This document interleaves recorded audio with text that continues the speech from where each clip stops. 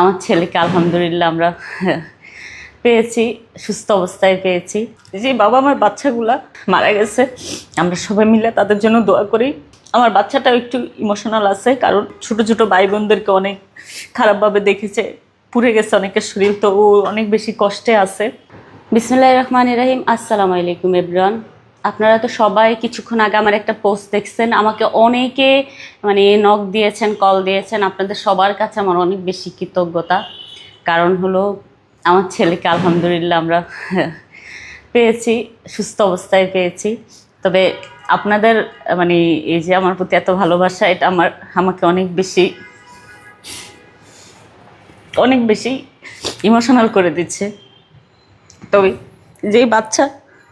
যে বাবা আমার বাচ্চাগুলা মারা গেছে, আমরা সবাই মিলে তাদের জন্য দোয়া করি আর চেষ্টা করি তাদের জন্য আমরা সাপোর্ট হইতে পারি। আমার বাচ্চাটাও একটু ইমোশনাল আছে, কারণ ও হলো ওই ওই জায়গাটায় ছিল, তো অনেক খারাপ জিনিস দেখেছে, অনেক খারাপ, ওর ছোট ছোট ভাই বোনদেরকে অনেক খারাপভাবে দেখেছে, পুড়ে গেছে অনেকের শরীর, তো ও অনেক বেশি কষ্টে আছে। সো আমি আপনাদের কাছে অনেক বেশি কৃতজ্ঞ।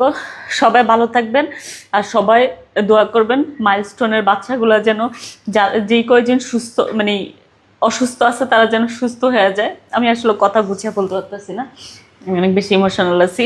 তবে আল্লাহর কাছে শুকরিয়া যে আমার ছেলে সুস্থ আছে। আসলে বেসিক্যালি ও আমার বড় বোনের ছেলে।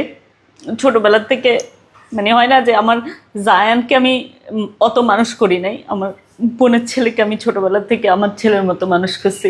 কারণ তখন আমি অনেক ছোট ছিলাম, সো দেখা যায় তো আমার খেলার সাথী ছিল এরকম টাইপের। সো আই এম সরি, আমি কান্নার জন্য কথা বলতে পারতেছি না। সবাই ভালো থাকেন আর সবাই বাচ্চাগুলোর জন্য আর ফ্যামিলির জন্য দোয়া করেন, আল্লাহ যেন ওনাদেরকে ধৈর্য দেয়। আল্লাহ হাফেজ।